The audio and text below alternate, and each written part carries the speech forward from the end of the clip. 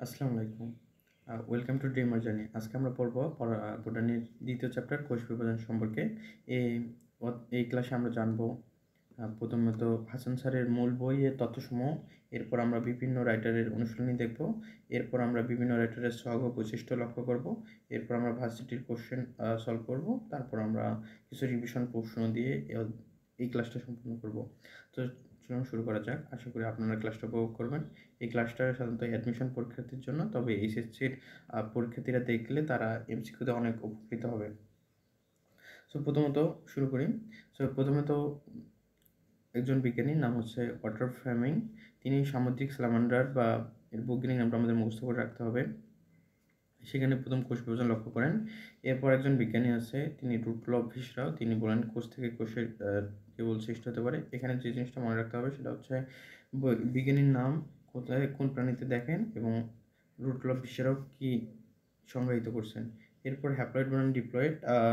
এখানে হ্যাপ্লয়েড হচ্ছে একটি কোষে কত দুটি ক্রোমোজোম থাকে। তার মধ্যে মানুষের থাকে 23টি এবং ফলের মাছিতে থাকে 4টি। এখানে আর তেমন কোনো মুখস্থ করার নাই। এরপর হচ্ছে কোষ বিভাজনের প্রকারবিদ্যা আছে। কোষ বিভাজন 3 প্রকার আমরা সবাই জানি। এখানে কোষ বিভাজন 3টার প্রকারভেদ মুখস্থ রাখতে হবে এবং কোন বিভাজনকে কী বলা হয়। যেমন অ্যামাইটোসিসকে বলা হচ্ছে প্রত্যক্ষ, ব্যাকটেরিক, মাইটোসিসকে বলা হচ্ছে সামগ্রিক এবং মিয়োসিসকে বলা হচ্ছে হ্রাসমূলক। এখানে প্রত্যক্ষ, সামগ্রিক ও হ্রাসমূলক কোনটাকে কী বলা হচ্ছে সেটা মুখস্থ রাখতে হবে। নিচে অ্যামাইটোসিস সম্পর্কে ধারণা রয়েছে। অ্যামাইটোসিস সম্পর্কে যে জিনিসটা মনে রাখতে হবে যে কোথায় সংগঠিত হয় সেটা হচ্ছে ইস্ট এবং অ্যামিবা নামক এককোষী। এবং আরেকটা জিনিস মনে রাখতে হবে, অ্যামাইটোসিসের ক্ষেত্রে ব্যাকটেরিয়ার দ্বিবিভাজন প্রক্রিয়া আছে অ্যামাইটোসিস প্রক্রিয়ার মতোই। এখানে আর তেমন কোনো গুরুত্বপূর্ণ তথ্য নাই। এরপর হচ্ছে মাইটোসিস বা সামগ্রিক কোষ বিভাজন। মাইটোসিস বা সামগ্রিক কোষ বিভাজন হচ্ছে আমাদের যে কোষ বিভাজন আমাদের দিয়ে গঠিত হয়। এটা হচ্ছে কিছু পড়া আছে, যেমন নিউক্লিয়াসের বিভাজনকে বলা হচ্ছে ক্যারিওকিনেসিস এবং সাইটোপ্লাজমের বিভাজনকে বলা হচ্ছে সাইটোকাইনেসিস। এই ক্যারিওকিনেসিস খুবই একটা গুরুত্বপূর্ণ এমসিকিউ এবং এখানে বিভিন্ন মেডিকেল এবং ডেন্টাল পরীক্ষায় এসেছিল। এরপর নিচের দিকে যাই। এরপর দেখা যাচ্ছে যে ক্যারিওকিনেসিস প্রক্রিয়াটি প্রথমে দেখেন স্লাইকার নামক বিজ্ঞানী, এবং ওয়াল্টার ফ্লেমিং হচ্ছে মাইটোসিস নামকরণ করেন। আর নিচের দিকে এমন কোনো গুরুত্বপূর্ণ পড়া নেই, তবে এই জিনিসটা মনে রাখতে হবে মাইটোসিসের আরেক নাম হচ্ছে ইকুয়েশনাল বা সামগ্রিক কোষ বিভাজন। নিচের দিকে মাইটোসিসের বৈশিষ্ট্য দেওয়া আছে, এবং আমরা আমাদের বোটানি বইয়ের যতগুলো ছক বা বৈশিষ্ট্য পাবো আমরা ধুমায় মুখস্থ করবো, কারণ যে যে কোশ্চেনগুলো হয় বড় বড় কোশ্চেনগুলো নিচের কোনটি নয় বা নিচের কোনটি হয় বা নিচের কোনটি বৈশিষ্ট্য, সেগুলো এই ছক বা বৈশিষ্ট্য থেকেই তুলে দেওয়া হয়। তাই আমাদের এটা খুবই 3 স্টার একটা টপিক, প্রত্যেকটা ছক এবং বৈশিষ্ট্য। এবার নিচের দিকে যাই। কোষচক্র বা ইন্টারফেস। আর কোষচক্র বা ইন্টারফেস হচ্ছে কোষ যে গঠিত হয় তার মধ্যে একটা হচ্ছে কোষের প্রস্তুতিকাল, যে সময় কোষে বিভাজিত হয়, যে উপাদানগুলো লাগে সেগুলো তৈরি হয়, এবং আরেকটা সময় হচ্ছে কোষ বিভাজিত হয়। নিচের দিকে এই সম্পর্কে এই টপিক আলোচনা করা হয়েছে। তো আমাদের এখানে প্রথমে বলা হচ্ছে আমাদের একজন পূর্ণবয়স্ক মানুষের দেহে 100 ট্রিলিয়ন কোষ থাকে। এই 100 ট্রিলিয়ন সংখ্যাটা তোমরা অনুমান করতেও পারবে না। সাধারণত 1000 বিলিয়নে 1 ট্রিলিয়ন হয়। এরকম 1000 গুণন 100 বিলিয়ন, তাহলে সেই সংখ্যাটা হচ্ছে ট্রিলিয়ন। এবং পৃথিবীর সমস্ত মানুষ এক বছরে যত টাকা ইনকাম করে সেটার মূল্য এখন 100 ট্রিলিয়ন নয়। তো যাই হোক, আমরা কিছু গুরুত্বপূর্ণ পড়া এখানে দিই। কোষ সৃষ্টি এবং বৃদ্ধি এবং বিভাজন, এই 3টা হচ্ছে কোষ চক্রের কাজ। এটা মুখস্থ রাখতে হবে এবং এটা এমসিকিউতে আসার মধ্যে একটা দারুণ সম্ভাবনা আছে। নিচের দিকে কিছু জিনিস আছে, যেটা হচ্ছে আমাদের পূর্ণাঙ্গ লাল রক্তকোষ, পেশিকোষ, স্নায়ুকোষ ও উদ্ভিদের স্থায়ী কোষসমূহ বিভাজিত হতে পারে না। এটা খুবই গুরুত্বপূর্ণ একটা এমসিকিউ। নিচের দিকে যাই। এগুলো আমাদের একটু রিডিং দেখে নিতে হবে দেখানো লাইনগুলো, তবে আমি যেগুলো লাইন দেখা যাচ্ছে এগুলো খুব ভালো করে মুখস্থ করে দিতে হবে। এরপর আছে 2টি ফেজ, একটা হচ্ছে এম ফেজ আর একটা ইন্টারফেজ। এর মধ্যে সময়কালগুলো খুবই গুরুত্বপূর্ণ। একটা হচ্ছে এম ফেজ হচ্ছে 5 থেকে 10 ভাগ এবং ইন্টারফেজ হচ্ছে 90 থেকে 95 ভাগ। তেমন কোনো আর এখানে গুরুত্বপূর্ণ তথ্য নেই, তবে এখানে আছে কোষচক্র নিয়ন্ত্রিত একটা জেনেটিক প্রোগ্রামের মাধ্যমে, সেটা হচ্ছে সিডিকে যৌগ, সেটা আমাদের মনে রাখতে হবে। এরপর বোন মেরুতে আমাদের কিডনি এক ধরনের হরমোন তৈরি করে, যার ফলে লোহিত রক্তকণিকা সৃষ্টি হয় বা বৃদ্ধি হয়, এবং সেই হরমোনটার নাম মুখস্থ রাখতে হবে এবং এটা কোথা থেকে গঠিত হয় সেটাও আমাদের মুখস্থ রাখতে হবে। এরপর হচ্ছে ইন্টারফেস। ইন্টারফেস হচ্ছে কোষের প্রস্তুতিকাল, যে সময় কোষ বিভাজিত হওয়ার জন্য প্রয়োজনীয় উপকরণ তৈরি করে নেয়, এবং এই সময় নিউক্লিয়াসকে বলা হয় বিপাকীয় নিউক্লিয়াস। তাই এটা খুবই মনে রাখতে হবে, কোন সময় নিউক্লিয়াসকে বিপাকীয় নিউক্লিয়াস বলে, এমসিকিউ আসতে পারে। নিচের দিকে যাই। ইন্টারফেসকে 3টি উপপর্যায়ে ভাগ করে, একটা হচ্ছে G1, S এবং G2 দশা। G1 দশাটা হচ্ছে, এখানে কিছু তথ্য খুবই ভালো করে মুখস্থ রাখতে হবে, কারণ এখান থেকে কোশ্চেন আসলে মানুষ খুবই কনফিউজিং হয়, তাই এখানকার প্রত্যেকটা লাইন খুব ভালো মনে রাখতে হবে। তো G1 দশা হচ্ছে কোষের সমস্ত ডিএনএ, আরএনএ তৈরি বা কোষ বা রেপ্লিকা হওয়ার জন্য যত ধরনের উপাদান দরকার, সমস্ত উপাদান G1 দশায় তৈরি হয়ে যায়, এবং এখানে সাইক্লিন নামক এক ধরনের প্রোটিনও তৈরি হয়, এবং এখানে মোট সময় লাগে 30 থেকে 40%। এরপর নিচের দিকে যাই, এস দশা। এখানে সবচেয়ে গুরুত্বপূর্ণ দশা হচ্ছে, গুরুত্বপূর্ণ কাজ হচ্ছে নিউক্লিয়াসস্থ ক্রমস্থ ডিএনএ রেপ্লিকেট বা বিভাজিত হয়, এবং আরেকটা কথা আছে হিস্টোন প্রোটিন সংশ্লেষ হয়। এটা খুবই গুরুত্বপূর্ণ একটা এমসিকিউ। এটার মোট সময় লাগতেছে 30 থেকে 50 ভাগ। এরপর আছে G2 দশা। এখানে হচ্ছে এমফেজ এই দশার শেষ প্রস্তুতিকালের শেষ পর্যায়ে, এবং এখানে হচ্ছে মাইক্রোটিউবল গঠনকারী পদার্থ সংশ্লেষণ হয়, আর এখানে তেমন কোনো গুরুত্বপূর্ণ পড়া নেই। এরপর হচ্ছে কোষচক্রের নিয়ন্ত্রক। কোষচক্রের নিয়ন্ত্রক হচ্ছে 4টি ধরনের সাইক্লিন প্রোটিন থাকে। সেই সাইক্লিন প্রোটিনের কোনটার কী কাজ সেটা আমাদের মনে রাখতে হবে। যেমন সাইক্লিন ডি এর কাজ হচ্ছে G1 থেকে S এবং S থেকে G2 পর্যায়ে নিয়ে যায়। ই এর কাজ হচ্ছে কোষকে প্রস্তুত করে। এ এর কাজ হচ্ছে সক্রিয় ত্বরান্বিত করে ডিএনএ রেপ্লিকেশনকে, এবং বি এর কাজ হচ্ছে মাইটোটিক স্পিন্ডল তৈরি সহ বিভিন্ন ধরনের প্রয়োজনীয় কাজ সম্পন্ন করে। নিচের দিকে যাই। জীবজীবনের ইন্টারফেসের গুরুত্ব, এটা একটা বৈশিষ্ট্যগুলো আসছে, এবং আমরা জানি সমস্ত বৈশিষ্ট্য গুরুত্বপূর্ণ এবং ইম্পর্টেন্ট, এবং আমাদের এটা মনে রাখতে হবে। এরপর আছে এমফেজ বা মাইটোটিক ফেজের কিছু পড়াশোনা। এমফেজের ক্ষেত্রে এখানে তেমন কোনো গুরুত্বপূর্ণ নাই। এখানে একটা বলা আছে G2 ফেজের মাধ্যমে মাইটোসিস বা বিভাজন পর্যায়ে প্রবেশ করে, এই কথাটা মনে রাখতে হবে, G2 ফেজের মাধ্যমে। এবং স্তন্যপায়ী প্রাণীদের ক্ষেত্রে মাইটোটিক দশা হচ্ছে 1 থেকে 1.5 ঘন্টা। এরপর একটা ছক বা বৈশিষ্ট্য আছে ইন্টারফেজ এবং এমফেসের, এবং এটা আমাদের মনে রাখতে হবে, কারণ প্রত্যেকটা ছক এবং বৈশিষ্ট্য আমাদের জন্য গুরুত্বপূর্ণ। এরপর নিচের দিকে যাই, মাইটোসিসের প্রথমে হচ্ছে নিউক্লিয়াসের বিভাজন, সেটাকে বলা হচ্ছে ক্যারিওকাইনেসিস। খুবই গুরুত্বপূর্ণ একটা এমসিকিউ, কারণ অনেক জায়গায় এসেছে। এরপর হচ্ছে মাইটোসিসের পর্যায়সমূহ। মাইটোসিসের যে পর্যায়সমূহ আছে সেটাকে 5টি দশায় ভাগ করা হয়েছে। একটা হচ্ছে প্রোফেজ, সেটা হচ্ছে দীর্ঘস্থায়ী ধাপ, এবং এখানে পানি বিয়োজন হয়, যে ক্রোমোজোমগুলো সংকুচিত হয় এবং দৃষ্টিগোচর হয়। এখানে কিছু বৈশিষ্ট্য দেওয়া আছে, আমাদের বৈশিষ্ট্যগুলো মুখস্থ রাখতে হবে এতটুকু, এবং আমাদের এই লাইনটা হচ্ছে রিডিং করে নিতে হবে, তাহলে আমাদের এখান থেকে যতগুলো প্রশ্ন আসে আমরা পাবো। এরপর হচ্ছে প্রোমোটাফেজ। প্রোমোটাফেজের সবচেয়ে গুরুত্বপূর্ণ যে পড়াটা সেটা হচ্ছে ক্রোমোজোমীয় নৃত্য দেখা যায়। সাধারণত এমসিকিউ আসলে এই শব্দটাই সবচেয়ে বেশি আসে। এছাড়াও বাকি যে প্রশ্ন বৈশিষ্ট্যগুলো আছে সেই বৈশিষ্ট্যগুলো আমাদের দেখে নিতে হবে। এরপর নিচের দিকে যাই, নিচের দিকে তারপর একটা ধাপ আছে মেটাফেজ। মেটাফেজের কিছু 3টা শব্দ এখানে আছে, মেটাকাইনোসিস, কন্ডেশন এবং সুপার কয়েলিং। মেটাকাইনোসিস হচ্ছে কোষ বিভাজনের মেটাফেজ দশায় স্পিন্ডল যন্ত্রের বিষুবীয় অঞ্চলে ক্রোমোজোমগুলো বিন্যস্ত থাকে, সেটা হচ্ছে মেটাকাইনোসিস। তারপর হচ্ছে ক্রোমোজোমগুলো বেশ খাটো, মোটা এবং স্পষ্ট দেখা যায়, কন্ডেশন, এবং অতিমাত্রায় কয়েলিং হলে সেটাকে হচ্ছে সুপার কয়েলিং। এই 3টে শব্দ আমাদের মনে রাখতে হবে, এগুলো মেটাফেজ ধাপে সংগঠিত হয়। এরপর হচ্ছে অ্যানাফেজ ধাপে। অ্যানাফেজ ধাপে হচ্ছে ক্রোমোজোমগুলো VLJI এর মতো হয়, এবং জে হলে কী ধরনের ক্রোমোজোম বলে, আই হলে কী ধরনের ক্রোমোজোম বলে, এগুলো মনে রাখতে হবে, এবং এখানে মেরুমুখে চলন ঘটে এবং বৈশিষ্ট্যগুলো মনে রাখতে হবে। এরপর হচ্ছে টেলোফেজ ধাপ। টেলোফেজ ধাপে ক্রোমোজোমগুলো জল বিয়োজন করে, অর্থাৎ প্রোফেজ ধাপের পুরো উল্টো ধাপ সংগঠিত হয়, এবং এটা আমাদের বৈশিষ্ট্যগুলো দেখে নিতে হবে। এরপর একটা এখানে বলা আছে যে আমরা বিভাজনগুলোর ধাপগুলো মনে রাখতে পারি এই শব্দটার মাধ্যমে। নিচের দিকে যাই, সাইটোকাইনেসিস। টপিক হচ্ছে সাইটোকাইনেসিস বা সাইটোপ্লাজমের বিভাজন। এখানে কোষগুলো রিডিং করে নিতে হবে, পড়াগুলো রিডিং করে নিতে হবে। এর মধ্যে এন্ডোপ্লাজমিক রেটিকুলার থেকে ফ্যাগমোপ্লাস্ট আসে, এবং ক্ষুদ্র ভেসিকল মিলিত হয়ে কোষ প্লেট গঠন করে। এইখানে এই শব্দটা, এই লাইনটা খুবই গুরুত্বপূর্ণ। এন্ডোপ্লাজমিক রেটিকুলার থেকে ফ্যাগমোপ্লাস্ট আসে। নিচের দিকে যাই,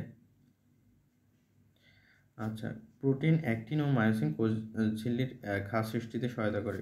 এই প্রোটিন দুটো মনে রাখতে হবে। নিচের দিকে ডাবের মুক্ত নিউক্লিয়ার বিভাজন হচ্ছে ডাবের পানি ডাবের পানি, এবং আরেকটা কথা আছে, যখন একাধিক নিউক্লিয়াস বিশিষ্ট উদ্ভিদ থাকবে সেটা হচ্ছে সিনোসাইটিক, এবং একাধিক নিউক্লিয়াস বিশিষ্ট প্রাণীকে বলা হচ্ছে প্লাজমোডিয়াম। নিচের দিকে ক্যারিওকাইনেসিস এবং সাইটোকাইনেসিসের বৈশিষ্ট্য পার্থক্য আছে, আমাদের এটা মুখস্থ করতে হবে কারণ প্রত্যেকটা ছক এবং বৈশিষ্ট্য খুবই গুরুত্বপূর্ণ।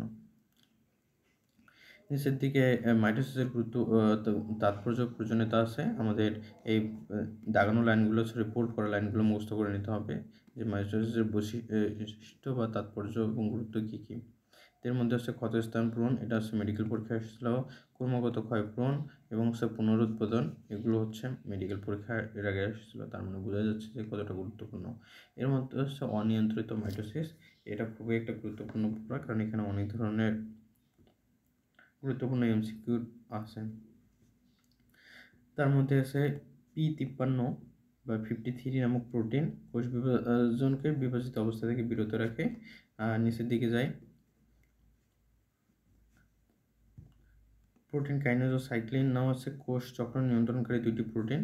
এর মধ্যে কিছু গুরুত্বপূর্ণ পড়া আছে। তার মধ্যে হচ্ছে টিউমার সৃষ্টি হওয়াকে বলা হচ্ছে অঙ্কোজেনেসিস, সৃষ্টি হওয়াকে অঙ্কোজেনেসিস বলে। আর চক্র নষ্টকারী জিন হচ্ছে কোষ চক্র নষ্টকারী জিন হচ্ছে অঙ্কোজিন। এরপর হচ্ছে রাসায়নিক পদার্থ ক্যান্সার সৃষ্টিতে উৎসাহিত করে মেটাজেন্স, মেটাজেনিক পদার্থগুলোর নাম। এরপর হচ্ছে টিউমার ছড়িয়ে পড়াকে বলা হচ্ছে মেটাসিস। তাহলে এখানে কিছু পড়া হচ্ছে, টিউমার সৃষ্টি করা হচ্ছে অঙ্কোজেনেসিস এবং ছড়িয়ে পড়াকে বলা হচ্ছে মেটাসিস। আর ক্যান্সার উৎসাহিত করে মেটাজেন, আর মেটাজেনিক পদার্থ হচ্ছে ক্যান্সার সৃষ্টিকারক। আর কোষচক্র নষ্টকারী জিন হচ্ছে অঙ্কোজিন। সেই পড়াগুলো আমাদের খুব সাবধানতার সাথে মনে রাখতে হবে কারণ এগুলো পরীক্ষা হলে খুবই কনফিউশন হয়ে যায়। এরপর হচ্ছে দুইটা পড়া আছে যে কারণে হচ্ছে কোষসমূহ নষ্ট হয়ে যায়। এটা হচ্ছে একটা হচ্ছে পুষ্টির অভাব হলে কোষসমূহ নষ্ট হয়, এটা হচ্ছে নিক্রোসিস। আর অ্যাপোস্টোসিস হচ্ছে জেনেটিক্যালি কোষের মৃত্যু ঘটে, সেটা হচ্ছে অ্যাপোস্টোসিস। এই দুইটা মনে রাখতে হবে কারণ এর আগে এটা খুবই মেডিকেল এবং ডেন্টাল পরীক্ষায় দুইবার এসেছিল। এরপর হচ্ছে মাইটোটিক ইন্ডেক্স কাকে বলে, এটা আমাদের সূত্রটা চাইলে মনে রাখতে পারি কারণ যেগুলো সময় পরীক্ষা চলে আসতে পারে। তারপর প্রত্যেকটা ছক এবং বৈশিষ্ট্য তো খুবই গুরুত্বপূর্ণ, আমরা একটা দেখে নেব। এরপর আছে মায়োসিস এবং বা হ্রাসমূলক কোষ বিভাজন। এখান থেকে একটা নতুন গুরুত্বপূর্ণ টপিক হয়ে গেছে, এটাকে আমরা হ্যামাটোসিস এবং মাইটোসিস পড়েছি এবং আমরা পড়বো এবার মিওসিস সম্পর্কে। মিওসিস হচ্ছে হ্রাসমূলক কোষ বিভাজন। মিওসিসের কিছু আবিষ্কারক বা কী বিজ্ঞানীর কাজকর্ম আছে আমরা এগুলো দেখে নেব একটু, তেমন গুরুত্বপূর্ণ না তবে দেখে রাখতে হবে। তার মধ্যে এখানে একটা গুরুত্বপূর্ণ কথা আছে, বেহারি সর্বপ্রথম গোলকির জননাঙ্গে মিওসিস কোষ বিভাজন লক্ষ্য করে। নিচে দেখা যায় মিওসিসের বৈশিষ্ট্য, প্রত্যেকটা ছক এবং বৈশিষ্ট্য সবসময় গুরুত্বপূর্ণ। এরপর নিচের দিকে আমরা যাব যে মিওসিস সম্পর্কে একটু ধারণা দেওয়া হয়েছে, আমরা চাইলে এগুলো রিডিং করতে পারি। এরপর মিওসিস হচ্ছে এখানে ছকটা থেকে আমরা বুঝতে পারি মিওসিসের দুইটা ধাপ আছে। প্রথমে একটা আছে ইন্টারফেস, আরেকটা আছে ইন্টারকাইনেসিস, এরপর হচ্ছে মিওসিস 2। ইন্টারফেস হচ্ছে প্রথমে হচ্ছে কোষের সমস্ত ধরনের উপাদান তৈরি হবে, তারপর মিওসিস 1 সংগঠিত হবে যেখানে হ্রাসমূলক বিভাজন ঘটবে। এখানে প্রথমত 4টি ধাপ আছে, একটা হচ্ছে প্রোফেজ 1, মেটাফেজ 1, অ্যানাফেজ 1, টেলোফেজ 1। এর মধ্যে প্রোফেজটা আবার 5টি ভাগে বিভক্ত, একটা হচ্ছে লিপ্টোটিন, জাইগোটিন, প্যাকাইটিন, ডিপ্লোটিন ও ডায়াগনোসিস। এটা সংগঠিত হওয়ার পর ক্রোমোজোম সংখ্যা অর্ধেক হ্রাস পাবে এবং এরপর ইন্টারকাইনেসিস ঘটবে। এটা হচ্ছে মিওসিস 1 ও মিওসিস 2 এর মধ্যে কোষের একটা প্রস্তুতিকাল, এটা হচ্ছে ইন্টারকাইনেসিস। এরপর মিওসিস 2 সংগঠিত হবে যেখানে আবার 4টি ধাপ ঘটবে, প্রোফেজ 2, মেটাফেজ 2, অ্যানাফেজ 2 এবং টেলোফেজ 2। এটা হবে সামক্রমিক কোষ বিভাজন। এখানে কিছু জিনিস লক্ষ্য রাখা বাঞ্ছনীয়, একটা হচ্ছে মিওসিস 1 হচ্ছে হ্রাসমূলক এবং মিওসিস 2 কিন্তু সমকালীন। এরপর মিওসিস 1 সম্পর্কে এখানে বিস্তারিত ধারণা দেওয়া আছে। মিওসিস 1 হচ্ছে মিওসিসের সবচেয়ে গুরুত্বপূর্ণ তাৎপর্যপূর্ণ। মিওসিস 1 এর প্রথম ধাপ হচ্ছে প্রোফেজ 1। এই প্রোফেজ 1 হইতেই সময় লাগে প্রায় 1 মাস। বিভাজনটি মিওসিস সম্পূর্ণ হতে সময় লাগে 1 মাস এবং প্রোফেজ সংগঠিত সময় লাগে 1 সপ্তাহ। তো প্রোফেজের প্রথম ধাপটা হচ্ছে লিপ্টোটিন। এখানে হচ্ছে নিউক্লিয়াসের জল বিয়োজন জল বিয়োজনের মাধ্যমে সংকুচিত হওয়া শুরু করে এবং এখানে কিছু তথ্য আছে, যেমন হচ্ছে ক্রোমোজোমগুলো পোলারাইজড বা বুকের মতো আকার ধারণ করে। তারপর এখানে আর তেমন গুরুত্বপূর্ণ তথ্য নেই, তবে এখানে এই লাইনটাও রিডিং করে যেতে হবে। এরপর আছে জাইগোটিন। জাইগোটিন হচ্ছে একই জোড়ার মধ্যে হোমোলোগাস ক্রোমোজোমের সংখ্যাটা আমাদের মুখস্থ করতে হবে এবং এখানে সবচেয়ে যে গুরুত্বপূর্ণ কথা হচ্ছে সিনাপসিস বলে। দুইটা হোমোলোগাস বা সমস্ত ক্রোমোজোমের মধ্যে জোড় সৃষ্টি হওয়াকে সিনাপসিস বলে, বাট সিনাপসিস হচ্ছে জাইগোটিনের বৈশিষ্ট্য। এছাড়াও বাইভ্যালেন্ট, এটাও একটা জাইগোটিনের বৈশিষ্ট্য। আমাদের এই সিনাপসিস, বাইভ্যালেন্ট এই শব্দগুলো যে জাইগোটিনের মধ্যে অন্তর্গত, এই জিনিসগুলো মনে রাখতে হবে। এরপর হচ্ছে প্যাকেটিং। প্যাকেটিংয়ের সবচেয়ে বড় গুরুত্বপূর্ণ হচ্ছে এখানে হচ্ছে ক্রসিং ওভার ঘটে। এটা সবচেয়ে গুরুত্বপূর্ণ একটা এমসিকিউ। এছাড়া কাইসমা বা দুইটি নন সিস্টার ক্রোমোজোমের এক্স আকৃতির বা ক্রোসিনের জোড়াস্থল বা এক বছরে কাইসমা ঘটে। এই জিনিসগুলো আমাদের মনে রাখতে হবে এবং এখানকার বৈশিষ্ট্যগুলো খুবই গুরুত্বপূর্ণ। এর মধ্যে এই 5টি ধাপের মধ্যে জাইগোটিন এবং প্যাকেটিন ধাপের গুরুত্বপূর্ণ সবচেয়ে বেশি, কারণ এখান থেকে সবচেয়ে বেশি এমসিকিউ আসে। এরপর হচ্ছে ডিপ্লোটিন। এখানে লুপের সৃষ্টি হয় এবং প্রান্তীয়করণ হয়। এখানে হচ্ছে 90 ডিগ্রি, দুইটি লুপ থাকলে 90 ডিগ্রি এবং একটি মাত্র কাইসমা গঠন হলে 180 ডিগ্রি হয়। এই তথ্যগুলো মনে রাখতে হবে। এরপরটা হচ্ছে ডাইকাইনেসিস। ডাইকাইনেসিসের দাগানোর লাইনগুলো মুখস্থ রাখতে হবে। এখানে হচ্ছে প্রোফেসর উল্টা ধাপ করবে, নিউক্লিয়াসগুলো অদৃশ্য হওয়া শুরু করবে, জল বিয়োজন করতেই থাকবে। আচ্ছা, এটার দিকে যাই। এবার মেটাফেস এক। তো এগুলো আমরা সাধারণত সহজে কেউ পড়তেছে না, কিন্তু এগুলো কিন্তু খুবই গুরুত্বপূর্ণ এবং এখান থেকে খুবই এমসিকিউ আসে। এখানে হচ্ছে মেটাফেস একে হচ্ছে ক্রোমোজোমের লুপ সৃষ্টি হয়। অ্যানাফেস একে হচ্ছে ক্রোমোজোমগুলো প্রতিমেরুতে সংখ্যক 2n এর পরিবর্তে n হয়ে দাঁড়ায়। এটা খুবই গুরুত্বপূর্ণ যে কোন ধাপে ক্রোমোজোম সম্পূর্ণ অর্ধেক হয়, সেটা হচ্ছে অ্যানাফেজ এক। এবং এখানে এর আগের যে তথ্যগুলো যে ক্রোমোজোমগুলো VLJI এর মতো হয় সেগুলো দেওয়া হয়েছে। এরপর হচ্ছে টেলোফেজ এক, সেটা আমাদের রিডিং করে নিতে হবে। এরপর হচ্ছে ইন্টারকাইনেসিস সম্পর্কে ধারণা দেওয়া হয়েছে। ইন্টারফেস এবং ইন্টারকাইনেসিস হচ্ছে দুইটা আলাদা বিষয়। ইন্টারকাইনেসিস হচ্ছে মিয়োসিস প্রক্রিয়ায় নিউক্লিয়াসের প্রথম ও দ্বিতীয় বিভক্তির অন্তর্বর্তীকালীন বা মধ্যবর্তী সময়। আর ইন্টারফেস হচ্ছে কোষের প্রস্তুতিকালে বিভিন্ন ধরনের দ্রব্যাদি তৈরি বা সৃষ্টি হওয়া। এখানে ইন্টারকাইনেসিসের মধ্যে ডিএনএর প্রতিরূপ সৃষ্টি হয় না, ইন্টারফেসের কারণে ডিএনএ সৃষ্টি হয়। এই বিষয়গুলো আমাদের পার্থক্য মনে রাখতে হবে। নিচের দিকে একটা সভ্য বৈশিষ্ট্য দেওয়া আছে, আমরা সেই সময় দেখে নেব।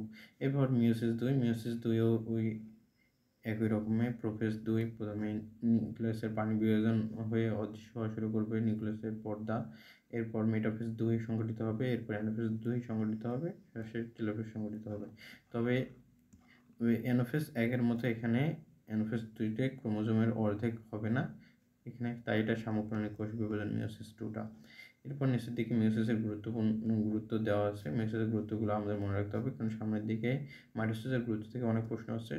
এবার মিওসিসের গুরুত্ব থেকে প্রশ্ন আসার সম্ভাবনা বেশি। তার মধ্যে অভিব্যক্তি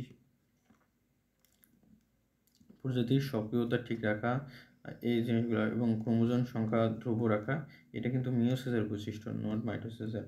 আমরা এটা দেখার পর খুবই কনফিউশন হয়ে যায় যে ক্রোমোজোমের সংখ্যা ধ্রুব রাখা কার বৈশিষ্ট্য। আমরা মাইটোসিস দেখাই, কিন্তু এটা আসলে মিওসিসের বৈশিষ্ট্য এবং এটা খুবই সাবধানের সাথে মনে রাখতে হবে। জনক্রম, ম্যান্ডেলের সূত্র, এগুলো হচ্ছে মিওসিসের বৈশিষ্ট্য। এরপর এই যে সর্বশেষ টপিক হচ্ছে ক্রসিং ওভার। ক্রসিং ওভার সম্পর্কে আমাদের জানতে হবে। ক্রসিং ওভার হচ্ছে দুইটি একজোড়া সমস্ত ক্রোমোজোমের মধ্যে নন সিস্টার ক্রোমোডিটির জিনের বিনিময়কে হচ্ছে ক্রসিং ওভার।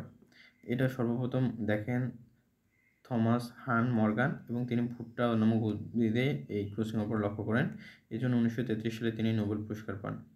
এখানে কিছু ক্রসিং ওভারের বৈশিষ্ট্য দেওয়া আছে, তার মধ্যে আমাদের মনে রাখতে হবে কোন এনজাইমটা ভেঙে দেয় এবং কোন এনজাইমটা যুক্ত করে। সেটা হচ্ছে নিউক্লিয়াস এনজাইম ভেঙে দেয় এবং ক্রোমাটিডগুলো এবং লাইগেজ এনজাইম আবার যুক্ত করে। এরপর আমরা ক্রসিং ওভারের বৈশিষ্ট্য অবশ্যই মুখস্থ করব, কারণ বৈশিষ্ট্য এবং ছক সবসময় গুরুত্বপূর্ণ। এরপর মাইটোসিস ও মিওসিসের পার্থক্যের ছকটা দেখে নেব। এরপর হচ্ছে আমরা কোষ বিভাজনের মাইটোসিস ও মিওসিসের পার্থক্য দেখে নেব। তারপর হচ্ছে ক্রোমোজোম ও জিনের মধ্যে পার্থক্য কী কী আমরা এটাও দেখে নেব। নিচের দিকে একটা গুরুত্বপূর্ণ এমসিকিউ আছে, পেঁয়াজের মূলে সাধারণত 16টি ক্রোমোজোম থাকে। নিচের দিকে আমাদের সারসংক্ষেপ আছে, সারসংক্ষেপ অবশ্যই পড়ে নেব। এবং এরপর হচ্ছে আমাদের এই অধ্যায়ের যে দক্ষতা অর্জন, এটা কিন্তু আমরা অনেকে স্কিপ করি, কিন্তু এমসিকিউ খুবই গুরুত্বপূর্ণ যেখান থেকে আসে। আমরা মোটামুটি এই অধ্যায়ের যে জিনিসগুলো পড়তে হবে সেগুলো আমরা দেখে নিয়েছি। এরপর আমরা হচ্ছে এই অধ্যায়ের অনুশীলনীতে যাব।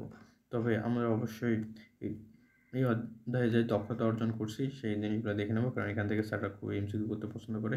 তার মধ্যে এবং আমরা এই অধ্যায়ে যে দাগানো লাইনগুলো দেখিয়ে দিয়েছি সেই দাগানো লাইনগুলো অবশ্যই আমাদের পড়ে নিতে হবে, এবং আমাদের যে মূল জায়গাগুলো দেখে দিচ্ছি সেগুলো আমাদের বেশি ভালো করে পড়তে হবে। এখন আমরা অনুশীলনী পড়াশোনা করব। সো অনুশীলনের এমসিকিউ আমাদের জন্য খুবই গুরুত্বপূর্ণ, কারণ আমরা সবাই মূল বই পড়ে যাই, কিন্তু বিভিন্ন রাইটারের অনুশীলনের এমসিকিউ দেখে যায় না। কিন্তু স্যাররা সাধারণত বেশি সময় নষ্ট না করার কারণে অনুশীলনের এমসিকিউ হুবহু তুলে দেয়, এবং দেখা যায় যে মেডিকেল বা বিভিন্ন ভার্সিটি পরীক্ষায় অনুশীলনের এমসিকিউ থেকে অর্ধেক প্রশ্নই তুলে দেওয়া থাকে, কিন্তু আমরা বোকার মতো বিভিন্ন রাইটারের অনুশীলনী দেখে যাওয়ার কারণে আমরা সেই প্রশ্নগুলো উত্তর দিতে পারি না। তাই আমাদের প্রায় আমাদের যতগুলো রাইটারের আছে তাই আমাদের সবার অনুশীলনের এমসিকিউ দেখে যেতে হবে। এখানে প্রথমে আজিবুর স্যারের অনুশীলন দেওয়া আছে যে কোষ বিভাজন কত প্রকার, 3 প্রকার, অ্যামিটোসিস, জটিল মধ্যম ছাড়া মাতৃকোষের। তো এইগুলো আমরা ধীরে ধীরে দেখে নেব, এবং আমাদের নিচে পিডিএফ পিন কমেন্টে দেওয়া থাকবে, আমরা পিন কমেন্ট ডাউনলোড করে দেখে নেব। অনেকে আবার অনুশীলনী ভাইয়ারা পড়ায় সেটা আবার দেখে, আসলে এটা খুব একটা খারাপ বিষয়, কারণ আমি প্রশ্ন ভাইয়ারা পড়ে দিবে আর তোমরা সেটা দেখবে, সেটা একটা কেমন দেখে না বিষয়টা। তাই আমরা নিজেরাই ডাউনলোড করে পড়ে নেব।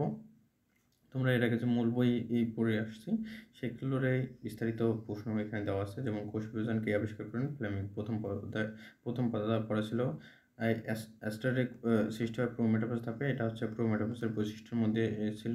ভিএলজিআই দেখা যায় অ্যানাফেজ ধাপে। তারপর নিম্নে কোন কোষপ্রেড তৈরি হয় সাইটোকাইনেসিস ধাপে। তারপর ক্রোমোজোম ইত্যাদি দেখা যায় প্রোমেটাফেজ ধাপে। সো এই জিনিসগুলো আমরা দেখে নেব। এরপর আমরা হচ্ছে অনুশীলনী এমসিকিউ দেখানোর পর আমরা বিভিন্ন সালে আসা বোর্ড কোশ্চেনগুলো দেখে নেব, কারণ অনেক ক্ষেত্রে স্যাররা হচ্ছে বিভিন্ন বোর্ড কোশ্চেন থেকে এমসিকিউ তুলে দেয়। বোর্ড কোশ্চেনগুলো এখানে আমরা দেখব 15 থেকে 24 বা 25 পর্যন্ত। 10 বছরের বোর্ড এমসিকিউ দেখলে আমাদের এই অধ্যায়ে আরও বেশি ধারণা এবং আমরা বেশি এমসিকিউ কমনের সুযোগ হবে। এখানে সেগুলো দেওয়া আছে, আমরা কমেন্ট থেকে পিডিএফটা ডাউনলোড করে দেখে নেব। যেমন কোষচক্র পরিবর্তিত হয় কত সালে? 1953 সালে। এটা সাধারণত বোর্ডের কোশ্চেন না, বোঝা যাচ্ছে। সরি এটা বোর্ডের কোশ্চেন না। এরপর হচ্ছে কোনো পর্যায়ে ডিএনএ অনুলিপন ঘটে, এটা হচ্ছে ইন্টারফেস, এটা আমরা পড়ে এসেছি অলরেডি। এরপর আমাদের অনুশীলনের এমসিকিউ পড়ার পর বোর্ড এমসিকিউগুলো দেখে নেওয়া বাঞ্ছনীয়, আশা করি তোমরা দেখে নেবা। এরপর আমরা হচ্ছে বিভিন্ন রাইটারের ছক ও বৈশিষ্ট্য দেখব। এরপর হচ্ছে প্রথমে আমরা পড়বো আজিবুর স্যারের ছকগুলো। এখানে আমরা মুখস্থ করে নেব। প্রথমে আছে ইন্টারফেস এবং এমফেসের পার্থক্য। প্রত্যেকটা ছক এবং গুরুত্বপূর্ণ বর্ণনামূলক এমসিকিউগুলো যেগুলো আসে সেগুলোর জন্য খুবই গুরুত্বপূর্ণ। এরপর আছে মাইটোসিস ও মিয়োসিসের পার্থক্য। তারপর দেওয়া আছে মেটাফেজ ও অ্যানাফেজের মধ্যে পার্থক্য। এরপর দেওয়া আছে তারপর দেওয়া আছে ক্যারিওকাইনেসিস ও সাইটোকাইনেসিসের মধ্যে পার্থক্য। এরপর দেওয়া আছে G1 দশা এবং G2 দশার মধ্যে পার্থক্য। এরপর দেওয়া আছে অ্যামাইটোসিস ও মাইটোসিসের মধ্যে পার্থক্য। এরপর দেওয়া আছে অ্যামাইটোসিস ও মাইটোসিসের মধ্যে পার্থক্য দেওয়ার পর দেওয়া আছে মাইটোসিস এবং মিওসিস প্রোফেজ একের মধ্যে পার্থক্য। এরপর হচ্ছে মাইটোসিস মেটাফেজ দশার মধ্যে পার্থক্য। এই পার্থক্যগুলো আমাদের সবগুলো অবশ্যই মনে রাখতে হবে, কারণ স্যাররা যখন কোশ্চেন কঠিন করতে চায় তখন এই সবগুলো থেকে প্রশ্ন তুলে দেয়, এবং শুধুমাত্র হাসান স্যার না, অন্যান্য রাইটার যেমন আজিবুর স্যার এবং আলিম স্যারের সবগুলো থেকে কোশ্চেন তুলে দেওয়ার সম্ভাবনা থাকে। একটু আগে আমরা আজিবুর স্যারের সবগুলো পড়লাম, এখন পড়তেছে আলিম স্যারের ছক। এখানে আলিম স্যারের মধ্যে প্রথমে ক্যারিওকাইনেসিস ও সাইটোকাইনেসিসের পার্থক্য দেওয়া আছে। এরপর দেওয়া আছে ইন্টারফেস ও মাইটোসিস বা এম দশা। এরপর হচ্ছে মাইটোসিস ও মাইটোসিসের মধ্যে পার্থক্য, এরপর মাইটোসিস ও মিওসিসের মধ্যে পার্থক্য দেওয়া আছে। এরপর আছে মাইটোসিসের প্রোফেজ এবং মিওসিস প্রোফেজ একের মধ্যে যে তফাৎগুলো সেগুলো আমরা দেখে নেব। এরপর হচ্ছে মাইটোসিসের মেটাফেজ এবং মিওসিসের মেটাফেজ এক থেকে প্রশ্ন, কারণ তোমরা বিভিন্ন সময় দেখবে মেটাফেজের একের বৈশিষ্ট্য তুলে দেবে দিয়ে এরপর বলবে নিচের কোনটি বৈশিষ্ট্য নয়। তোমরা ভাবো যে কোশ্চেন খুব কঠিন আসছে এবং খুব গভীর থেকে আসছে, আর স্যাররা খুব সহজভাবে এই ছক এবং বৈশিষ্ট্য থেকে তুলে দেওয়া হয়, তাই আমাদের এগুলো খুব ভালো মতন দেখে যেতে হবে। এরপর হচ্ছে মাইটোসিসের অ্যানাফেজ এবং মিওসিসের অ্যানাফেজ ধাপের মধ্যে পার্থক্য। এই এতটুকু পড়লে আলিম স্যারের ছক পড়া সম্পূর্ণ হয়ে যাবে আমাদের। এরপর আমাদের কিছু রিভিশন প্রশ্ন আছে। এই রিভিশন প্রশ্নগুলো আছে আজিবুর স্যারের খুব শেষের দিকে এবং এখান থেকে স্যাররা সাধারণত প্রশ্ন করতে খুব পছন্দ করেন। এই রিভিশন প্রশ্নগুলো আমাদের দেখে যেতে হবে। কোষ বিভাজন সম্পর্কে তুমি স্ক্রিনশট নিয়ে রাখতে পারো এবং পরবর্তীতে পড়ে নিতে পারো যে কোন সংশ্লিষ্ট দশা কোষ প্রবেশে বাধা দেয়, P27, কোনটি মৃত্যু ঘটায়, P53। সো এইগুলো আমাদের মনে রাখতে হবে এবং অনেকে আমরা এগুলি স্কিপ করে যাই, কিন্তু পরীক্ষার ফলে দেখা যায় যে এগুলো থেকে খুবই গুরুত্বপূর্ণ প্রশ্নগুলো চলে আসে, যার ফলে আমরা পরবর্তীতে উত্তর করতে পাই না, কিন্তু আমাদের এগুলো খুব ভালো মতন করে দেখে যেতে হবে।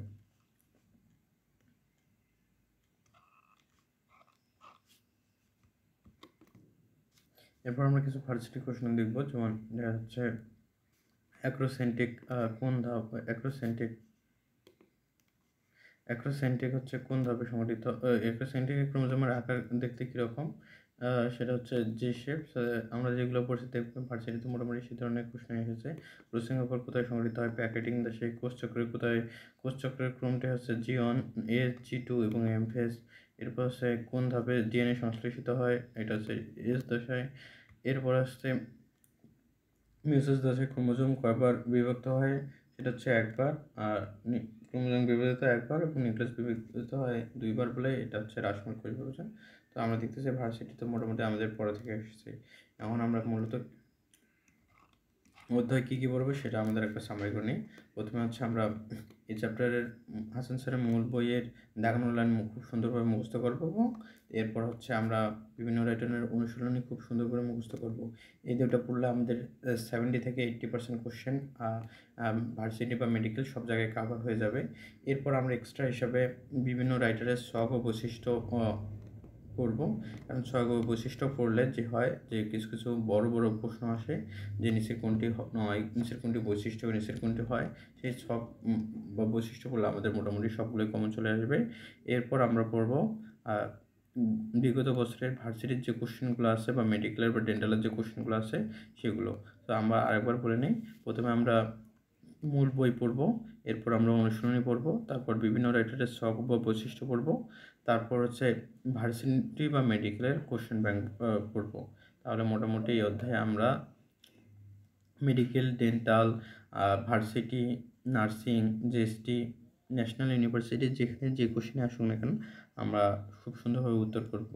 আশা করি ক্লাসটা উপভোগ করছেন এবং পরবর্তী একটি ক্লাস দেখার জন্য আমন্ত্রণ রইল। আসসালামু আলাইকুম।